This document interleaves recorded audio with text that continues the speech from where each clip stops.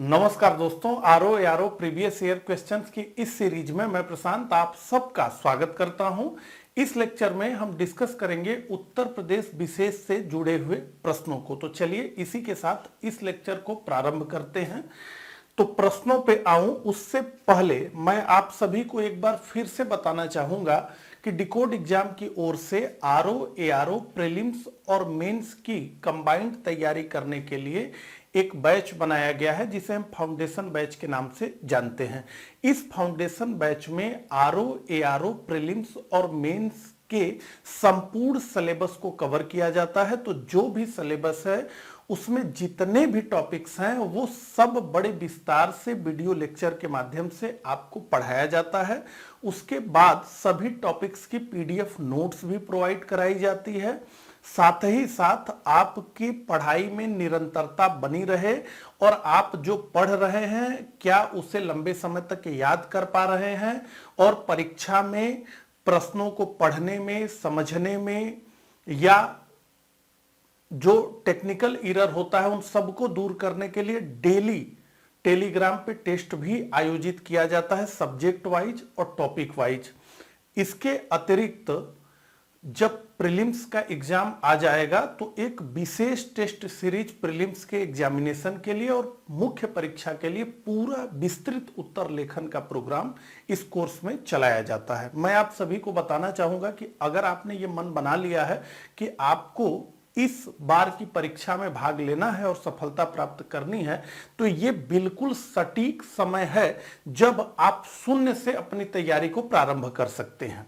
तो अगर आप की तैयारी, आपकी यात्रा एकदम प्रारंभ से है तो भी ये समय बेहद सटीक है, क्योंकि अभी न तो एग्जाम कैलेंडर आया है न ही नोटिफिकेशन आया है। ऐसे में तैयारी करने के लिए आपके पास पर्याप्त समय बचा हुआ है और जैसी सुगबुगाहट आप सभी सुन रहे हैं कि इस बार पर्याप्त सीटें आने वाली हैं, ठीक ठाक अच्छी खासी सीटें आने वाली हैं, तो ये बहुत बेहतर मौका आपके लिए है। और इस समय तैयारी की यात्रा शून्य से भी प्रारंभ की जा सकती है। बाद में जैसे जैसे समय बीतेगा वैसे वैसे आप पिछड़ते चले जाएंगे और इसलिए ये टाइम डिसीजन मेकिंग का है। तो अगर आपने तय कर लिया है कि अब आपको लगना है तो एक बार हमारे इस फाउंडेशन बैच को जरूर कंसीडर करें। निश्चित रूप से आपको लाभ होगा। आप इस कोर्स के बारे में कैसे जान सकते हैं तो ये हमारा नंबर है 9506742546। इस पर व्हाट्सएप कर दीजिए, फाउंडेशन बैच लिख करके सारी डिटेल आपको दे दी जाएगी। जो चीजें आपको नहीं समझ आएगी कॉल करके आप बात करके समझ सकते हैं, ठीक है। तो चलिए ये बहुत विस्तृत बात कोर्स से रिलेटेड हो गई। अब हम सीधे अपने मुख्य काम पर आ जाते हैं, प्रश्नों पर आ जाते हैं। तो पहला प्रश्न अब आपके स्क्रीन पे आपको दिख रहा है। मेरे साथ ही इन प्रश्नों को पढ़ते हुए इनका उत्तर कमेंट बॉक्स में लिखते हुए आप सभी आगे बढ़ेंगे, ऐसी आप सभी से उम्मीद करता हूं। तो चलिए पहले प्रश्न को पढ़ते हैं। उत्तर प्रदेश के वर्ष 2018-19 के बजट का आकार कितना है? तो ए बी सी डी ये आप देख रहे हैं, आपके स्क्रीन पे दिख रहा है। ये यूपी आरओ यारो प्री 2017 का प्रश्न है। तो उत्तर प्रदेश के वर्ष 2018-19 के बजट का आकार है सी 4,28,384 करोड़ रुपया। ये बजट का आकार था उत्तर प्रदेश के 2018-19 के। लेकिन अभी उत्तर प्रदेश का बजट 2022-23 की बात करें तो उसका आकार काफी बढ़ गया है और वो हो गया है 6,15,518 करोड़। तो ये वर्तमान स्थिति है। चलिए दूसरा प्रश्न देखते हैं। उत्तर प्रदेश सरकार की आय का सबसे बड़ा भाग आता है। तो उत्तर प्रदेश सरकार की आय का सबसे बड़ा भाग किन सोर्सेस से आता है? ए पंजीकरण शुल्क से, बी व्यापार कर से, सी भूमि राजस्व से और डी संघीय एक्साइज ड्यूटी के हिस्से से। तो उत्तर प्रदेश सरकार की आय का सबसे बड़ा भाग, प्रश्न चूंकि 2014 का है तो उस समय आता था व्यापार कर से। तो उत्तर प्रदेश सरकार की आय का सबसे बड़ा भाग आता था 2014 में बी व्यापार कर से। किंतु वर्तमान में जो स्टेट जीएसटी है उससे ही सभी राज्यों का सबसे बड़ा भाग आता है निश्चित रूप से। तो 2 का बी हमारा उत्तर है। आगे बढ़ते हैं। उत्तर प्रदेश में कृषि उत्पादन बढ़ाने में कौन सा कारक सबसे अधिक प्रभावी है? ए, उन्नत किस्म के बीजों का बढ़ता प्रयोग, बी, कृषि सेवा केंद्रों का विकास, सी, कृषि साख सुविधा और डी, किसान क्रेडिट कार्ड योजना। यह भी 2014 का प्रश्न है। तो कृषि उत्पादकता को बढ़ाने में कौन सा कारक सबसे अधिक प्रभावी है? देखिए, सारे कारक प्रभावी हैं। अगर कृषि साख सुविधा, किसान क्रेडिट कार्ड योजना, तो क्रेडिट पहुंच रहा है, किसानों के पास पैसा पहुंच रहा है, तो निश्चित रूप से ये सब प्रभावित करेंगे। लेकिन यहां पूछा जा रहा है कौन सा सबसे अधिक प्रभावी है, तो निश्चित रूप से उन्नत किस्म के बीजों का बढ़ता प्रयोग सबसे अधिक प्रभावी है। तो 3 का हमारा उत्तर है ए। आगे बढ़ते हैं। उत्तर प्रदेश के किस क्षेत्र में सोयाबीन की फसल मुख्यतः उगाई जाती है? 2014 का यह भी प्रश्न है। पूर्वी क्षेत्र, केंद्रीय क्षेत्र, सी, विंध्य क्षेत्र और डी, बुंदेलखंड क्षेत्र। तो निश्चित रूप से उत्तर प्रदेश के बुंदेलखंड क्षेत्र में सोयाबीन मुख्यतः उगाई जाती है। तो चौथे का हमारा जो उत्तर है वो है डी। आगे बढ़ते हैं। उत्तर प्रदेश राज्य पर्यटन विकास निगम लिमिटेड की स्थापना कब की गई थी? ए, 1974 में, बी, 1978 में, सी, 1984 में और डी, 1990 में। तो उत्तर प्रदेश राज्य पर्यटन विकास निगम लिमिटेड की स्थापना वर्ष 1974 में की गई थी। यानी 5 का जो हमारा उत्तर है ये है ए। अब एक बड़ा प्रश्न आ गया, ये यूपी आरओ मेंस 2017 का प्रश्न है, स्टेटमेंट वाला प्रश्न है। पढ़ते हैं। लखनऊ महानगर के संबंध में निम्न कथनों पर विचार करना है। तो लखनऊ महानगर से संबंधित ये प्रश्न है। पहला, 18वीं सदी के उत्तरार्ध में नवाब आसफउद्दौला ने नगर को नियोजित तरीके से विकसित किया। ब्रिटिश काल में सर हरकोट बटलर ने इसके सुगठित विकास पर ध्यान दिया। और 3, महानगर की कुल भूमि के 23% भाग पर रिहायशी क्षेत्र पाया जाता है। इसमें से कौन कौन से सही हैं? देखिए, इस प्रश्न का उत्तर बताने से पहले मैं आपको बताऊंगा कि इतना कठिन प्रश्न बनाने का जो प्रयास शुरू हुआ है 2016 के री एग्जाम से ही, उसकी एक वानगी ये भी है। आप देखिए कि व्यक्ति कहां तक जाकर के पढ़ेगा। ठीक है, तो चलिए पहले देखते हैं, फिर उस पर आएंगे। तो देखिए, 18वीं सदी के उत्तरार्ध में नवाब आसफउद्दौला ने नगर को नियोजित तरीके से विकसित किया। तो 1775 में अवध की राजधानी को नवाब आसफउद्दौला ने फैजाबाद से स्थानांतरित कर दिया लखनऊ में, और लखनऊ में का नियोजित विकास का प्रारंभ किया। और जितनी प्रमुख इमारतें लखनऊ में आप देखते हैं, चाहे वो बड़ा इमामबाड़ा हो, चाहे वो रूमी दरवाजा हो, सब नवाब आसफउद्दौला का ही बनवाया हुआ है। वो पूरा भूल भुलैया, बड़ा इमामबाड़ा जिसे कहते हैं, रूमी दरवाजा, ये सब इन्हीं के समय में बना है। इससे पहले फैजाबाद राजधानी थी, इन्होंने 1775 में उसको लखनऊ स्थानांतरित कर दिया। तो ये पहला कथन तो सही है, 18वीं सदी के उत्तरार्ध में नवाब आसफउद्दौला ने नगर को नियोजित तरीके से विकसित किया। दूसरा, ब्रिटिश काल में सर हरकोट बटलर ने इसके सुगठित विकास पर ध्यान दिया, यह भी सही कथन है। लेकिन तीसरा कथन, महानगर की कुल भूमि के 23% भाग पर रिहायशी क्षेत्र पाया जाता है, असल में यह गलत है। क्योंकि लखनऊ नगर निगम के आंकड़ों की बात करें तो वहां पे 55% ये आंकड़ा दिया गया है। लेकिन आप सोच करके देखिए कि एक विद्यार्थी किन सोर्सेस से यह पता लगा पाएगा कि लखनऊ महानगर, वाराणसी नगर, प्रयागराज, यहां के कुल भूमि के कितने प्रतिशत भाग पर रिहायशी क्षेत्र पाया जाता है। हालांकि एक लॉजिकल दिमाग तो यह लगाया जा सकता है कि इतनी जनसंख्या है हमारे प्रदेश में और पूरे देश में ही, तो निश्चित रूप से रिहायशी क्षेत्र तो ज्यादा ही होगा। लेकिन यह लॉजिक कोई लॉजिक जैसी बात करता नहीं है। ऐसे में मैं कहता हूं कि देखिए, इस तरह के प्रश्न जो है क्या अब आदमी करे। तो 1 और 2 सही है, और ऐसे में बी हमारा उत्तर है। तो 6 का जो हमारा उत्तर है वो है बी। अगला, नवाब शुजाउद्दौला की बेगम का प्रसिद्ध मकबरा बहू बेगम का मकबरा निम्नलिखित में से किस स्थान पर स्थित है? ए, आजमगढ़, बी लखनऊ, सी प्रयागराज और डी फैजाबाद। तो नवाब शुजाउद्दौला के समय तक यानी 1775 तक जब चेंज नहीं हो गया तो फैजाबाद ही अवध की राजधानी थी। तो 7 का हमारा उत्तर है डी, बहू बेगम का प्रसिद्ध मकबरा फैजाबाद में स्थित है और ये शुजाउद्दौला की पत्नी थी जिनका नाम था उन्मातुज जोहरा बानो। तो ये डी हमारा उत्तर है। अगला, गुलाबी गैंग आंदोलन का संस्थापक कौन है? ए जया तिवारी, बी संपत पाल, सी कमला भसीन और डी वंदना शिवा। तो गुलाबी गैंग आंदोलन का संस्थापक संपत पाल, बी हमारा उत्तर है। गुलाबी गैंग महिला घरेलू हिंसा और अन्य तरह के हिंसा का प्रतिरोध करने वाला संगठन है जिसकी स्थापना उत्तर प्रदेश के बांदा जिले से प्रारंभ हुई, ठीक है, या वहां पर इसका गठन हुआ। अगला, उत्तर प्रदेश में सिंगल विंडो क्लियरेंस विभाग के निम्नलिखित उद्देश्यों पर विचार कीजिए और नीचे दिए गए कूट से सही उत्तर चुनिए। आरओ एआरओ प्री 2017 का प्रश्न है, 2 स्टेटमेंट है क्या? तो औद्योगिक अपशिष्ट प्रबंधन और औद्योगिक अनुमोदन। तो उत्तर प्रदेश में सिंगल विंडो क्लियरेंस विभाग का उद्देश्य क्या है?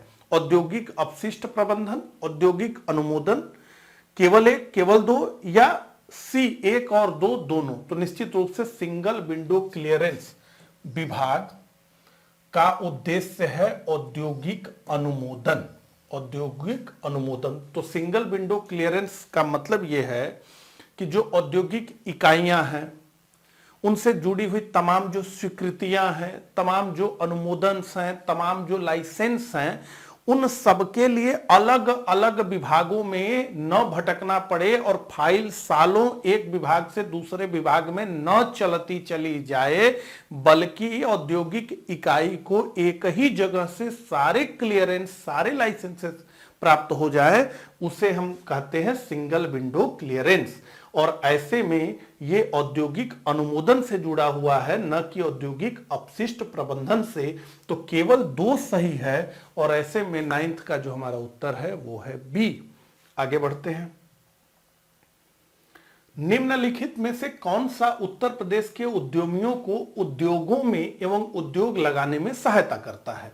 ए उत्तर प्रदेश राज्य वित्त निगम, बी उत्तर प्रदेश राज्य औद्योगिक विकास प्राधिकरण, सी आधारभूत संरचना एवं औद्योगिक विकास विभाग और डी उद्योग बंधु। 2016 का प्रश्न है। तो उत्तर प्रदेश के उद्योगों और उद्यमियों को उद्योग लगाने में सहायता करता है डी उद्योग बंधु। तो 10 का हमारा उत्तर है उद्योग बंधु। और ये एक त्रिस्तरीय संरचना है उद्योग बंधु की, यानी जिले स्तर पे, मंडल स्तर पे और राज्य स्तर पे, ठीक है।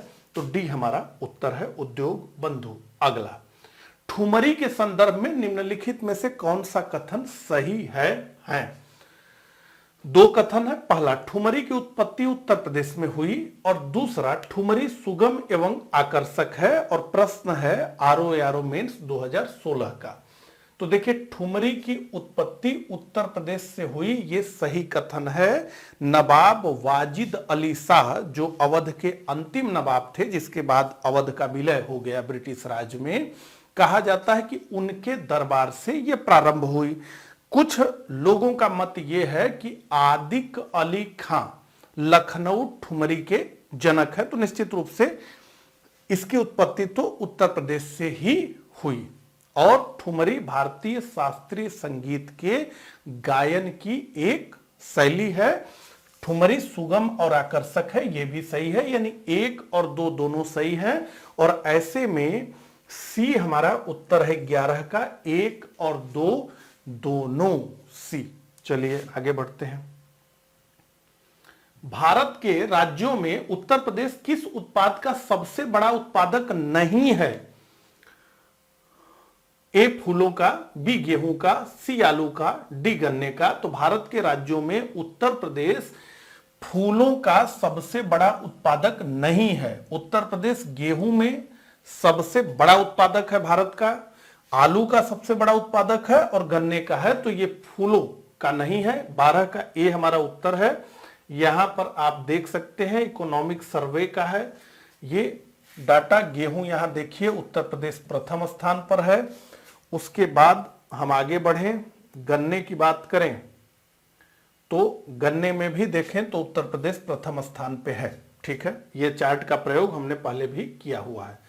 अगला, भारत के मेंथा तेल उत्पादन में उत्तर प्रदेश का योगदान कितने प्रतिशत है? 2017 का प्रश्न है। ए 60%, बी 85%, सी 75% और डी 90%। तो मेंथा मतलब पीपरमिंट की बात हो रही है, जो स्थानीय हम लोग पीपरमिंट शब्द का प्रयोग करते हैं उसकी बात हो रही है। तो देखिए पूरा जो मेंथा का उत्पादन है तेल का, वो पूरे विश्व का 80% भारत ही उसका उत्पादन करता है और भारत के कुल उत्पादन का 85% उत्तर प्रदेश अकेले उत्पादित करता है। तो भारत विश्व का 80% उत्पादन करता है और उत्तर प्रदेश भारत का 85% उत्पादन करता है। तो 13 का उत्तर हमारा है बी।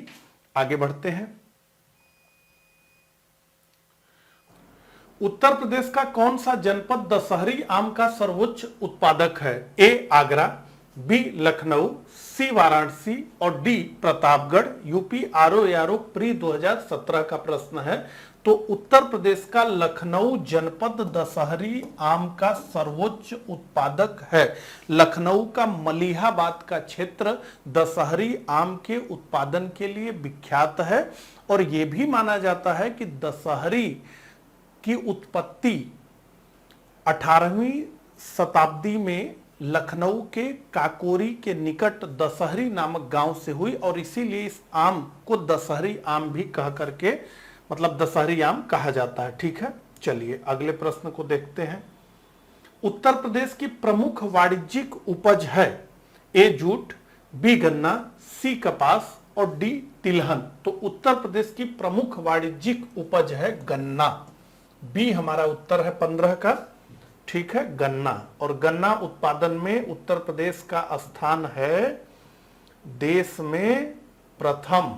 ठीक है, यहां पर आप देख सकते हैं गन्ना उत्तर प्रदेश प्रथम स्थान है, उसके बाद महाराष्ट्र है, उसके बाद कर्नाटक है। अगला प्रश्न, उत्तर प्रदेश को भारत का शक्कर का कटोरा क्यों कहा जाता है? इसके स्पष्ट करने के लिए निम्नलिखित कथनों पर विचार कीजिए। लेटेस्ट प्रश्न है 2017 का, कुल 4 कथन है। पहला, उत्तर प्रदेश में गन्ने का सर्वाधिक उत्पादन होता है। 2, उत्तर प्रदेश में गन्ना अभियांत्रिकी शिक्षा संस्थान है। तीसरा, उत्तर प्रदेश में चीनी मिलों की संख्या सर्वाधिक है। और चौथा, उत्तर प्रदेश में गन्ना उत्पादकों की संख्या सर्वाधिक है। तो देखिए उत्तर प्रदेश को भारत का शक्कर का कटोरा क्यों कहा जाता है, इसको स्पष्ट करने के लिए 4 कथन।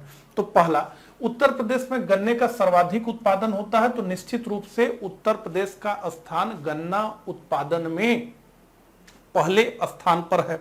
ठीक है, उत्तर प्रदेश में गन्ना अभियांत्रिकी शिक्षा संस्थान है, तो निश्चित रूप से है लखनऊ में भारतीय गन्ना अनुसंधान संस्थान स्थित है। तीसरा, उत्तर प्रदेश में चीनी मिलों की संख्या सर्वाधिक है, तो ये असल में गलत स्टेटमेंट है। उत्तर प्रदेश में चीनी मिलों की संख्या सर्वाधिक नहीं है, चीनी मिलों की सर्वाधिक संख्या देश में महाराष्ट्र में है।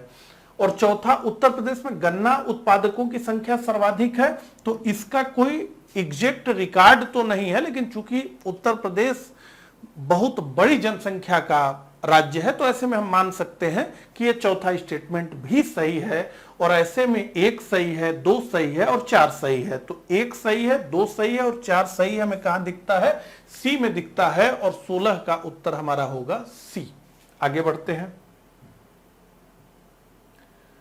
उत्तर प्रदेश में प्रथम दुग्ध सहकारी समिति की स्थापना हुई थी कहां पे? ए सहारनपुर में, बी वाराणसी में, सी लखनऊ में और डी इलाहाबाद में। ये यूपी आरओ मेंस 2013 का प्रश्न है। तो उत्तर प्रदेश में प्रथम दुग्ध सहकारी समिति की स्थापना कहां पर हुई थी? तो उत्तर प्रदेश में प्रथम दुग्ध सहकारी समिति की स्थापना इलाहाबाद, वर्तमान में प्रयागराज में 1917 में कटरा सहकारी दुग्ध समिति के नाम से हुई थी और ये उत्तर प्रदेश की ही नहीं, उस समय पूरे भारत की पहली दुग्ध सहकारी समिति थी। तो 17 का हमारा उत्तर है डी। अगला, उत्तर प्रदेश में उत्तर प्रदेश कृषि विविधीकरण परियोजना यूपी डास्प प्रायोजित की गई। ये बिल्कुल अब लेटेस्ट प्रश्न पे हम लोग आ गए हैं। ये यूपी आरओ एआरओ मेंस 2021 का प्रश्न है और यूपी आरओ एआरओ मेंस 2021 में उत्तर प्रदेश से काफी प्रश्न पूछे गए हैं। ठीक है, तो उत्तर प्रदेश में उत्तर प्रदेश कृषि विविधीकरण परियोजना यूपी डास्प प्रायोजित की गई। ए उत्तर प्रदेश सरकार द्वारा, बी केंद्र सरकार द्वारा, सी विश्व बैंक द्वारा और डी उपरोक्त में से कोई नहीं। तो उत्तर प्रदेश कृषि विविधीकरण परियोजना विश्व बैंक द्वारा संचालित है और इसका प्राथमिक लक्ष्य है कि कृषि का विविधीकरण होना चाहिए, डाइवर्सिफिकेशन होना चाहिए। केवल धान और गेहूं ही न किसान उपजाए बल्कि अन्य फसलों का भी उत्पादन करे ताकि उसे अच्छा मूल्य प्राप्त हो सके। सी हमारा उत्तर है। अगला, स्वच्छ सर्वेक्षण 2021 में उत्तर प्रदेश ने कौन सा स्थान प्राप्त किया? यह भी 2021 मेंस का ही प्रश्न है। ए चौथा, बी तीसरा, सी छठा और डी उपरोक्त में से कोई नहीं। तो स्वच्छ सर्वेक्षण 2020 में उत्तर प्रदेश में ने 7वां स्थान प्राप्त किया था, लेकिन 2021 में उसने एक स्थान की छलांग लगा दी और 2021 में उसका स्थान हो गया छठा। तो स्वच्छ सर्वेक्षण 2021 में उत्तर प्रदेश का स्थान था सी, छठा। अगला, स्वच्छ सर्वेक्षण से ही यह भी प्रश्न है, निम्नलिखित में से किस एक शहर को स्वच्छ सर्वेक्षण 2021 में उत्तर प्रदेश में कचरा मुक्त शहर श्रेणी में स्टार रेटिंग से सम्मानित किया गया था? ए अलीगढ़, बी गोरखपुर, सी प्रयागराज, डी वाराणसी। ये भी मेंस 2021 का ही प्रश्न है। तो स्वच्छ सर्वेक्षण 2021 में कचरा मुक्त शहर घोषित किया गया अलीगढ़ को। तो देखिए इसमें दो पैरामीटर थे, पहला तो 10 लाख से अधिक जनसंख्या वाले, तो उसमें 2 शहर थे उत्तर प्रदेश के, एक लखनऊ और दूसरा गाजियाबाद। लेकिन 1 से 10 लाख की श्रेणी में कुल 3 शहर थे। एक तो था नोएडा, दूसरा था झांसी और तीसरा था अलीगढ़। लेकिन इसमें न नोएडा है, न झांसी है, न अलीगढ़ है, सॉरी न नोएडा है न झांसी है, तो ऐसे में अलीगढ़ हमारा उत्तर होगा 20 का ए। अगला, उत्तर प्रदेश में कृषक समृद्धि आयोग की स्थापना निम्नलिखित में से किस वर्ष में हुई थी? यह भी 2021 का प्रश्न है और आगे हम जब जाएंगे तो हम देखेंगे कि यह प्रश्न 2016 री एग्जाम में भी पूछा गया था, उसी को रिपीट कर दिया गया 2021 में। ठीक है, तो कृषि समृद्धि आयोग की स्थापना ए 2016, बी 2017, सी 2018 और डी उपरोक्त में से कोई नहीं। तो उत्तर प्रदेश में कृषि समृद्धि आयोग की स्थापना बी 2017 में की गई थी और इसका मुख्य लक्ष्य ये है कि 2022 तक किसानों की आय को दुगुना कर देना। तो 21 का उत्तर हमारा है बी। आगे बढ़ते हैं, उत्तर प्रदेश कृषि अनुसंधान परिषद निम्नलिखित में से किस स्थान पर स्थित है? ए लखनऊ, बी मेरठ, सी गोरखपुर और डी उपरोक्त में से कोई नहीं। तो ये भी आरओ मेंस 2021 का प्रश्न है। तो आप देख रहे हैं कि कितना भर भर के प्रश्न मेंस में पूछा गया है उत्तर प्रदेश से संबंधित। ठीक है, तो कृषि अनुसंधान परिषद उत्तर प्रदेश में स्थित है लखनऊ में। 22 का जो हमारा उत्तर है वो है ए। आगे बढ़ते हैं, भारत की कृषि योग्य भूमि का लगभग कितना प्रतिशत उत्तर प्रदेश में है? ए 20%, बी 15%, सी 17% और डी 19%। तो भारत की कृषि योग्य भूमि का लगभग कितना प्रतिशत उत्तर प्रदेश में है? तो इसमें से हमारा बी उत्तर होगा लगभग 15%। तो 23 का जो हमारा उत्तर है वो है बी। अगला, उत्तर प्रदेश के निम्नलिखित में से किस मंडल में प्रथम समाजवादी अभिनव विद्यालय खोला गया था? ए इलाहाबाद, बी अलीगढ़, सी आगरा और डी वाराणसी। तो उत्तर प्रदेश के इलाहाबाद मंडल में प्रथम समाजवादी अभिनय विद्यालय चाका विकास खंड जो प्रयागराज का है उसके दादूपुर गांव में उस समय के तत्कालीन मुख्यमंत्री अखिलेश यादव द्वारा इसे प्रारंभ किया गया। अगला, भारत में ब्रिटिश शासन काल में उत्तर प्रदेश के निम्नलिखित में से किस स्थान को रंग थिएटर के रूप में जाना जाता था? ए, काशी हिंदू विश्वविद्यालय वाराणसी, बी, प्रयागराज स्थित उच्च न्यायालय, और सी, लखनऊ का 76 मंजिल, और डी, जीपीओ लखनऊ। तो रंग थिएटर या इसी को रिंग थिएटर भी कहते हैं, ये जीपीओ लखनऊ। ठीक है, डी हमारा उत्तर है। आगे बढ़ते हैं। उत्तर प्रदेश में केंद्रीय विश्वविद्यालयों की संख्या कितनी है? ए 3, बी 4, सी 2 और डी 1। तो उत्तर प्रदेश में केंद्रीय विश्वविद्यालयों की वर्तमान में संख्या है 6। आइए उनकी लिस्टिंग को हम देख लेते हैं। तो यहाँ पे ये यूजीसी की साइट से लिया गया है। सब सेंट्रल यूनिवर्सिटी के नाम है अलीगढ़ मुस्लिम university, Baba Saheb Bhimrao Ambedkar university, Banaras Hindu university, university of Allahabad, Rajiv Gandhi national aviation university Fursatganj Raebareli, Rani Laxmibai central agriculture university. तो ऐसे 6 यूनिवर्सिटी सेंट्रल हैं उत्तर प्रदेश में। ठीक है, चलिए। राजीव गांधी राष्ट्रीय विमानन विश्वविद्यालय उत्तर प्रदेश में कहाँ स्थित है? ए, नोएडा में, बी, आगरा में, सी, फुर्सतगंज में, और डी, वाराणसी में। तो हमने अभी देखा फुर्सतगंज। हमारा उत्तर है सी, 27 का उत्तर है सी। अगला, उत्तर प्रदेश में राज्य उच्च शिक्षा परिषद स्थापित की गई। ए, 1990 में, बी, 1995 में, सी, 2000 में, और डी, 2005 में। यूपी आरओ प्री री एग्जाम 2016 का प्रश्न है। तो उत्तर प्रदेश में राज्य उच्च शिक्षा परिषद की स्थापना बी 1995 में की गई। ठीक है, तो बी हमारा उत्तर है 28 का। आगे बढ़ते हैं। उत्तर प्रदेश के किस जिले में देश के प्रथम पुलिस संग्रहालय की स्थापना की गई? ए, इलाहाबाद, बी, आगरा, सी, गाजियाबाद, और डी, लखनऊ। तो प्रथम पुलिस संग्रहालय की स्थापना कहां की गई? और हमारा उत्तर है सी, गाजियाबाद। ठीक है, तो 29 का उत्तर है सी, गाजियाबाद। अगला, उत्तर प्रदेश का एकमात्र मुक्त विश्वविद्यालय अवस्थित है। ओपन यूनिवर्सिटी, ए, झांसी में, बी, गोरखपुर में, सी, इलाहाबाद में, और डी, आगरा में। तो उत्तर प्रदेश का एकमात्र मुक्त विश्वविद्यालय स्थित है इलाहाबाद में, जिसे हम यूपी आरटीओयू के नाम से जानते हैं, राजर्षि पुरुषोत्तम दास टंडन मुक्त विश्वविद्यालय प्रयागराज के नाम से जानते हैं। तो 30 का उत्तर है हमारा सी। अगला, doctor Ambedkar institute of technology for handicapped अवस्थित है। अब ये प्रश्न देखिए कितनी बार पूछा गया है।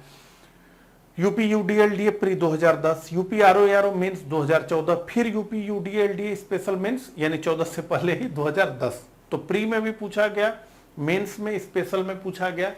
तो doctor Ambedkar institute of technology for handicapped कहाँ है? ए, आगरा में, बी, इलाहाबाद में, सी, कानपुर में, और डी, लखनऊ में। हमारा उत्तर है सी, कानपुर में। अगला, उत्तर प्रदेश में सबसे पुराना विश्वविद्यालय है। यह भी प्रश्न काफी बार रिपीट हुआ। यूपी यूडीएलडीए प्री 2010 में, फिर स्पेशल मेंस 2010 में, और फिर आरओ मेंस 2014 में। तो उत्तर प्रदेश का सबसे पुराना विश्वविद्यालय है ए, बनारस हिंदू विश्वविद्यालय वाराणसी, बी, इलाहाबाद विश्वविद्यालय, सी, चौधरी चरण सिंह विश्वविद्यालय, और डी, लखनऊ विश्वविद्यालय। तो उत्तर प्रदेश में सबसे पुराना विश्वविद्यालय है इलाहाबाद विश्वविद्यालय, जिसकी स्थापना 1887 में हुई। ये अंग्रेजों द्वारा स्थापित था। उसके बाद दूसरे नंबर पे आएगा बनारस हिंदू यूनिवर्सिटी, जिसकी स्थापना 1916 में मदन मोहन मालवीय जी द्वारा किया गया। तो ये भारतीयों द्वारा स्थापित विश्वविद्यालय था। तीसरे नंबर पे है लखनऊ विश्वविद्यालय। लखनऊ विश्वविद्यालय 1920 बताता है, यूजीसी 1921 बताता है। तो 1920-21। उसके बाद चौधरी चरण सिंह विश्वविद्यालय मेरठ, ये 1965। ठीक है, तो सबसे पुराना कौन सा हुआ? तो बी हुआ, इलाहाबाद यूनिवर्सिटी। अगला, प्रथम दीन दयाल हस्तकला संकुल व्यापार सुविधा केंद्र अवस्थित है? ए आगरा में, बी वाराणसी में, सी कानपुर में और डी गोरखपुर में। तो दीन दयाल हस्तकला संकुल ये वाराणसी में स्थित है। तो 2014 में प्रधानमंत्री नरेंद्र मोदी ने इसकी आधारशिला रखी और 22 सितंबर 2017 को इसे राष्ट्र को उन्होंने समर्पित किया और ये 2017 में प्रश्न पूछा गया। वाराणसी इसका उत्तर है। और इसी से जुड़ा ये प्रश्न है, व्यापार सुविधा केंद्र एवं क्राफ्ट म्यूजियम की स्थापना उत्तर प्रदेश के किस जनपद में हुई? ए प्रयागराज में, बी वाराणसी में, सी अयोध्या में और डी अमेठी में। तो हमारा उत्तर है निश्चित रूप से वाराणसी। ठीक है, 34 का उत्तर बी। आगे बढ़ते हैं। उत्तर प्रदेश राज्य में कुल सिंचित क्षेत्र का नहर सिंचाई क्षेत्र कितने प्रतिशत है? ए 30%, बी 29%, सी 28% और डी 27%। ये री एग्जाम 2016 का प्रश्न है। तो उत्तर प्रदेश राज्य में कुल सिंचित क्षेत्र का नहर सिंचाई क्षेत्र कितना प्रतिशत है? इसमें से कोई भी नहीं है, 15.2%। जो यूपी एट ग्लांस 2020 की रिपोर्ट है जो यहां पर आपको दिख रही है, इसमें लिखा हुआ है percentage distribution of net irrigated area by different source. तो कैनाल की बात हम करें तो देखिए 2011-12 में 18.5 था, फिर घटा 15.4 हुआ, वर्तमान यानी जो 2017-18 की अभी तक लेटेस्ट रिपोर्ट अपने पास है उसके अकॉर्डिंग 15.2 है। उसके बाद ट्यूबवेल की बात करें तो देखिए ट्यूबवेल से सिंचाई लगातार बढ़ रही है, 73 से हो गया 74। गवर्नमेंट ट्यूबवेल की बात करें तो लगातार घट रहा है, 3.6 से 2.5, फिर 2.6 थोड़ा बढ़ा। प्राइवेट लगातार बढ़ रहा है, 70 से 72 पहुंच गया। वेल्स, टैंक, पाउंड, लेक, ये सब डाटा है, इसका स्क्रीनशॉट निश्चित रूप से ले लीजिए, ये पूछा जा सकता है। ठीक है, चलिए। उत्तर प्रदेश में किसान समृद्धि आयोग का गठन किस वर्ष में हुआ था? देखिए री एग्जाम 2016 में वही प्रश्न पूछा गया, उसके बाद यही प्रश्न पहले तो री एग्जाम में पूछा गया और 2021 के मेंस में सीधे दोहरा दिया गया, सीधे उठा लिया गया। ठीक है, केवल एक 2019 के ऑप्शन को छोड़ करके बाकी सेम। किसान समृद्धि आयोग का गठन किस वर्ष हुआ? तो ए 2016, बी 2017, सी 2018, डी 2019। तो उत्तर प्रदेश में किसान समृद्धि आयोग की स्थापना हुई 2017 में, इस उद्देश्य से कि किसानों की आय को 2022 तक हमें दुगुना कर देना है।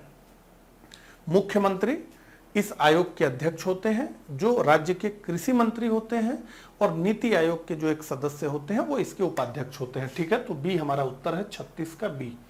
अगला, उत्तर प्रदेश में नॉलेज पार्क की स्थापना कहां की जा रही है? ए लखनऊ में, बी प्रयागराज में, सी वाराणसी में, डी ग्रेटर नोएडा में। तो उत्तर प्रदेश में नॉलेज पार्क की स्थापना की जा रही है डी ग्रेटर नोएडा में। तो डी हमारा उत्तर है। आगे बढ़ते हैं। भारतीय दलहन शोध संस्थान जहां स्थित है वह जगह है? ए इलाहाबाद, बी कानपुर, सी फैजाबाद और डी लखनऊ। तो भारतीय दलहन शोध संस्थान स्थित है बी कानपुर में। तो 38 का जो हमारा उत्तर है वो है बी। अगला, इफ्को यूरिया कारखाना उत्तर प्रदेश के निम्नलिखित में से किस स्थान पर है? ए ऊंचाहार, बी आंवला, सी जमशेदपुर और डी जगदीशपुर। तो इफ्को यूरिया कारखाना उत्तर प्रदेश के 2 स्थानों पर है, एक तो आंवला में है और एक फूलपुर में है, और इन दोनों जगह से अमोनिया और यूरिया का उत्पादन किया जाता है। ठीक है, तो बी हमारा उत्तर है। अब देखिए ये जो है काफी कठिन प्रश्न है, केवल